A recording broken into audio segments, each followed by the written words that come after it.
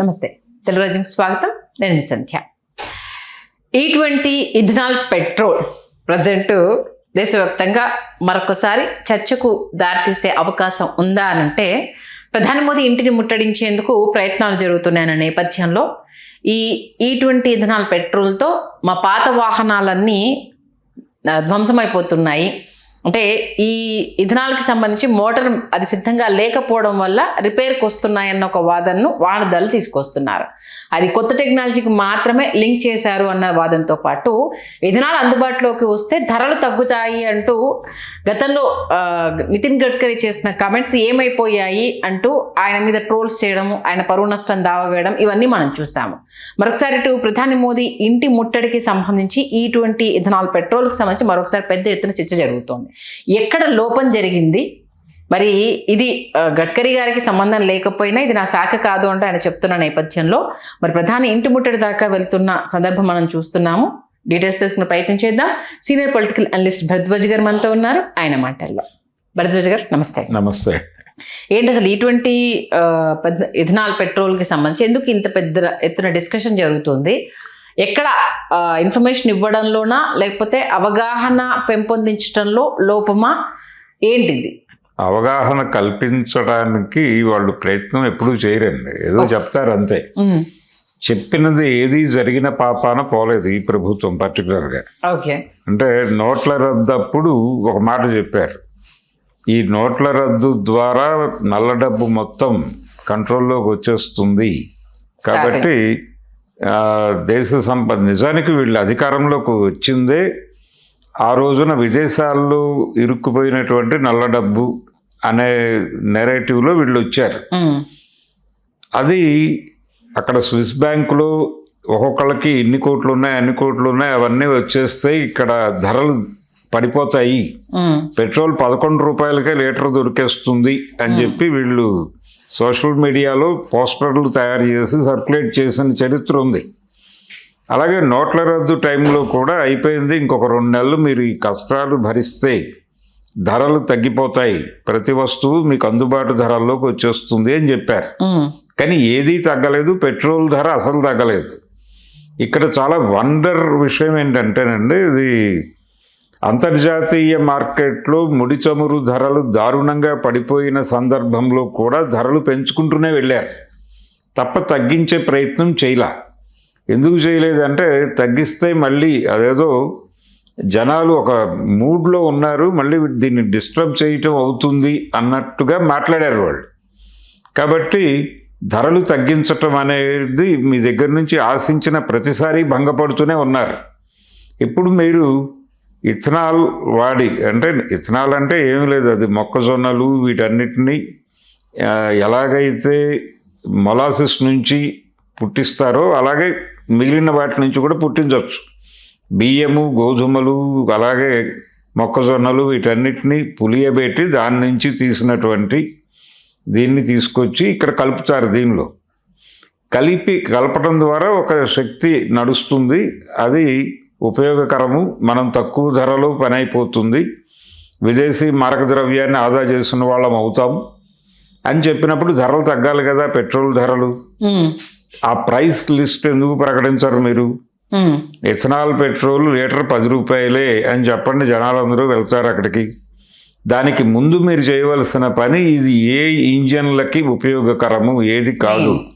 ఇప్పుడు వస్తున్నటువంటి కొత్త వెహికల్స్కి ఒక స్టిక్కర్ అంటిస్తున్నారు E20 అని. ఆ E20 స్టిక్కర్ ఏంటంటే అది ఆ పెట్రోల్ పోసుకోవటానికి ఎలిజిబిలిటీ ఉందని. ఓకే, ఎలిజిబుల్ వాహనాలు వచ్చినప్పుడు ఆ ఎలిజిబుల్ పెట్రోల్ మీరు ఏ రేటుకి కొడుతున్నారు అంటే రేట్లు ఏమీ మార్పు లేదు, ప్రైసింగ్లో మార్పు లేనప్పుడు ఎందుకు మేము ఈ ఇథనాలే వెళ్ళాలి? ఇప్పుడు డీజిలు పెట్రోల్ కూడా దాదాపు ఈక్వల్ రేట్స్కి వచ్చినాయి. ఒకప్పుడు పెట్రోల్ ధరకి డీజిల్ ధరకి తేడా ఉన్నప్పుడు చాలామంది వెహికల్స్ డీజిల్గా మార్చుకోవడానికి ప్రయత్నం చేసేవాళ్ళు. ఈ పెట్రోల్ ధర తట్టుకోలేక, ఇంత డబ్బులు పెట్టలేక, పర్టికులర్గా పబ్లిక్ ట్రాన్స్పోర్ట్లో ఆటో డ్రైవర్లు ఇలాంటి వాళ్ళు పెట్రోల్ ఆటో కంటే కూడా డీజిల్ ఆటోలకి డిమాండ్ ఎక్కువ ఉండేది. అప్పుడు స్టార్టింగ్ వచ్చిన 18 రూపాయలు కదా సార్ లీటర్. అవును, అది 2000 3 or 4 అరౌండ్ ఆ టైంలో వచ్చినాయి డీజిల్ అనేది. డీజిల్కి పెట్రోల్కి మధ్య వేరియేషన్ చాలా ఎక్కువ ఉండేది. ఆ ఎక్కువ ఉన్న టైంలో డీజిల్ వైపు జనాలు మొగ్గు చూపేవారు. ఇప్పుడు దాదాపు ఈక్వల్ అయిపోయింది. 2-3 రూపాయల తేడాలో నడుస్తున్నటువంటి పరిస్థితి. కాబట్టి ఇప్పుడు ఇంజన్ మార్పుల గురించి ఎవరు అడగటం లేదు. డీజిల్ ఇంజన్గా మార్చండి అని ఎవరు అడగటం లేదు. అయిపోయింది ఆ స్టోరీ. ఇప్పుడు కరెంటు అడుగుతున్నారు, అంటే కరెంటు లేకపోతే గ్యాస్ కన్వర్షన్ అడుగుతున్నారు. ఇది ఒక మేరకు. అసలు ఇదంతా కాదు, మేము ఇథనాల్ దీని నుంచి తీయటం ద్వారా వచ్చినటువంటి ఆయిల్ని వాడతాము అని చెప్పినప్పుడు ధర తగ్గించేయండి పూర్తిగా. అంటే మీకు విదేశీ మారక ద్రవ్యం ఖర్చు పెట్టడం లేదు దీనిలో, ఎందుకంటే ఇది దేశీయంగా తయారవుతున్నదే అని చెప్తున్నారు మీరు. అది నిజమా కాదు? నిజానికి అక్కడ కూడా ఒక గొడవ ఉంది. 1 లీటరు తయారు చేయటానికి అనేక లీటర్ల నీళ్లు కావాలి దానికి. అంటే వాటర్ విపరీతంగా తీసుకుంటుంది. ఏది ఇథనాల్ ఆయిల్ వీళ్ళు చెప్తున్నది ప్రొడ్యూస్ చేయటానికి వాటర్ విపరీతంగా వాడాలి. ఆ నీటి వనరులు ఉన్నాయా లేదా అనే గొడవ పక్కన పెట్టేస్తే ఏదో పద్ధతిలో నీళ్లు తెచ్చారు, తయారు చేశారు. ఎంత అవుతుందో చెప్పండి మాకు. ప్రొడక్షన్ వాల్యూ ఎంత అవుతుందో చెప్పండి, మీరు ఎంత కమ్ముతారో చెప్పండి, మీ ట్యాక్స్లు అన్నీ కలిపి. అది రీజనబుల్గా ఉంటే వెళతారు జనాలు. ఆ వెళ్ళటానికి ముందు ఇంజన్లు మార్చండి మీరే. ఇప్పుడు పాత ఇంజన్లు ఎలాగైతే ఆ రోజున డీజిల్కి మార్చుకున్నారో, ఈ మార్చడానికి సంబంధించి మీరు ఏదైనా ఒక కన్వర్షన్, ఆ కన్వర్షన్ ప్రోగ్రామ్కి సబ్సిడీలు అరేంజ్ చేయండి. చేస్తే మార్చుకుంటారు. మార్చుకుని మీరు ప్రజల సంక్షేమం కోసం కదా మాట్లాడుతోంది. అంతిమంగా జనాలకి తక్కువ డబ్బుల్లో పని జరగాలి. ఆ పని జరపటానికి ఏం చేయాలో ఆ చిత్తశుద్ధి కనబట్టలేదు ఈ ప్రభుత్వం దగ్గర. అదే కదా వచ్చిన ప్రాబ్లం. అది కనిపించకుండా దీన్ని ఏదో బిజినెస్ చేసే ప్రోగ్రామ్ లాగా కనిపిస్తుంది, అదేదో స్కీమ్ లాగా. ఆ మధ్యకాలంలో ఎవరో పిల్లయ్య గారు పెట్రోల్ పుట్టిస్తాను అన్నాడు, రోమర్ పిల్లయ్య ఏదో సంథింగ్. అందరూ అయ్యో అనుకున్నారు, అదేదో పెట్రోల్ అనుకున్నారు. తీరా ఏమీ లేదు అక్కడ. ఏమీ లేదు అనే విషయం అర్థం కావడానికి చాలా టైం పట్టింది. యూరోలాటరీ అనేటువంటి ఒక స్కీమ్ చూశాను. ఇలాంటి దారుణాలు చాలా ప్రజల్ని మోసగించినటువంటి పద్ధతులు అనేక ఉన్నాయి. ఇది కూడా అలాంటిదేనేమో అని జనాలు అనుకునే పరిస్థితి తీసుకొస్తున్నారు మీరు. ఒకవైపు ఆల్రెడీ పాత వాహనాల్లో వాడితేనేమో అవి డిస్టర్బ్ అవుతున్నాయి, కంప్లైంట్స్ వస్తున్నాయి అనే గొడవ ఉంది.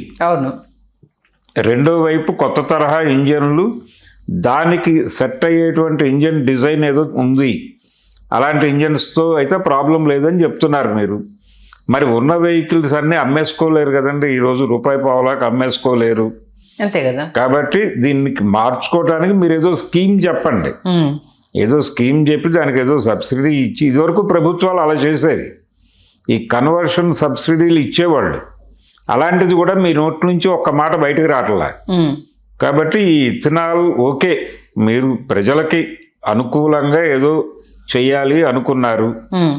చేయాలనుకున్నప్పుడు దానికి సంబంధించి ఒక విధాన ప్రకటన చేసి ప్రజలకి చెప్పి చెయ్యండి. మీ మీద నమ్మకాలు లేవు, అది ప్రాబ్లం. మొదటి నుంచి మీరు చెప్తున్న ఏది జరగలా, ఇది కూడా జరుగుతుందని జనాలు అనుకోవడం లేదు.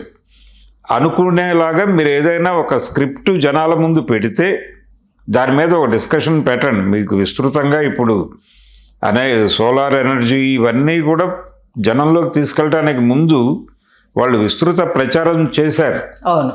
సాంప్రదాయేతర ఇంధన వనరుల శాఖ అనే వాళ్ళ పనే అది. వాళ్ళతోనే ఈ పని చేయించండి. ఎందుకు మీరు ఇలా రహస్యంగా పెట్టుకుని మీరేం చేస్తారో ఎవరికి తెలియదు. బయట అన్ని పుకార్లు ఉంటాయి. మీ సోషల్ మీడియా హ్యాండిల్స్లో దాన్ని కాదన్న వాడినల్లా దేశద్రోహి అంటారు. ఈ టార్చర్ ఎందుకు పెడుతున్నారు మీరు? ఈ రోజువారీ ఊకని దంపటం ఎందుకు? మీరు నిజంగానే ఏదన్నా ప్రజలకు ప్రయోజనకరంగా చేస్తే దాన్ని ఓపెన్ పబ్లిక్ డొమైన్లో పెట్టండి. పెట్టి ఇది ప్రోగ్రామ్ అని ప్రతి 10 పెట్రోల్ బంకుల దగ్గర ఒక అవేర్నెస్ క్లాస్ పెట్టండి. జనాలు వచ్చి వాళ్ళ ఇంజన్లు మార్చుకోవటమో లేదు కొత్త వెహికల్స్ కొనుక్కోవడమో ఏదో చేసుకుంటారు. ఒక సిస్టమ్ ఉండాలి, రేటు తగ్గాలి, ముందు ధర తగ్గాలి. ఇప్పుడు ఆల్రెడీ 100 రూపాయలు దాటి 200 దిశగా వెళ్ళిపోతుంది పెట్రోల్. కాబట్టి మీరు 10 రూపాయలకి ఇస్తారా 20 రూపాయలకి ఇస్తారో చెప్తే జనాలు క్యూ కడతారు మీ దగ్గర. క్యూ కడతారు, పాత వాహనాలు అమ్మేసుకొని కొత్త వాహనాల వైపు వెళ్ళిపోతారు. ఎందుకు ఆ దానికి పాత ఇంజన్లకి మీరు ఏదో రేట్ పెట్టి తీసేసుకుని కన్వర్షన్ ప్రోగ్రామ్ పెట్టడం ఏదో ఒకటి ఉండాలి, ఏదో ఒక కార్యక్రమం చెప్పండి. చెబితే వెహికల్స్ ఏం చేయాలి అనేది నిర్ణయం తీసుకుంటారు. అలా మేమే కొనుక్కొని మా జేబులకే చిల్లు పడుతుందని అంటే ఎవరు ఊరుకుంటారు సార్? అది అంతే కదా, నిరసన వ్యక్తం అవుతుంది కదా కంపల్సరీ. ఇప్పుడు అది వచ్చేసిన తర్వాత ఇవి ఎవరు కొంటారు అనేది ఒక ప్రశ్న. ఈ ప్రొడక్షన్ ఇప్పుడు మార్కెట్లో ఉన్న వెహికల్స్ అన్ని ఏమైపోతాయి, రన్నింగ్ అవుతున్న వెహికల్స్ అన్ని ఏమవుతాయి? ఇప్పుడు మళ్ళీ ఇంజన్ మార్చాలంటే మన ప్రొడక్షన్ తీసుకొచ్చిన వల్ల కూడా అది ఇబ్బందే కదా. అది అవును, చూద్దాం మరి ఇది ఇటువంటి ఇథనాల్ పెట్రోల్ ఎలాంటి అందుకని దీని మీద ఒక సమగ్ర విధానం కోసం నిరసన తెలియజేస్తున్నారు అంతే తప్ప ఇది వద్దని కాదు. ఓకే, వద్దని కాదు, ఇలాంటివి చెయ్యొద్దు అని కాదు. మీరు మీ ప్రభుత్వం మీద దాని క్రెడిబిలిటీని బిల్డ్ చేసుకోవడానికి ఒక ప్రాపర్ డైలాగులోకి రండి ప్రజలతో ఓకే అని అడుగుతున్నారు అంతే. ఖచ్చితంగా ఇప్పుడు వాళ్ళ ప్రయోజనాల కోసం తీసుకొచ్చినప్పుడు వాళ్ళకే డౌట్లు ఉంటే ఎవరు దాన్ని వాడతారు? ఉపయోగం ఉండదు కదా. మంచి పిన్ టు పిన్ చాలా మంచి విశ్లేషణ అందించేస్తారు. ఎందుకంటే చూసే సామాన్యుడికి కూడా ఎక్కడ లోపం జరుగుతుంది, దీనివల్ల ఏం నష్టము, ఎలా దీన్ని తీసుకెళ్తే జనాలకు ఉపయోగపడుతుంది అన్నది చాలా మంచి విశ్లేషణ అందించారు. Thank you sir. Thank you. Hello, Telugu రాజ్యం ఛానల్ చూస్తున్నారా?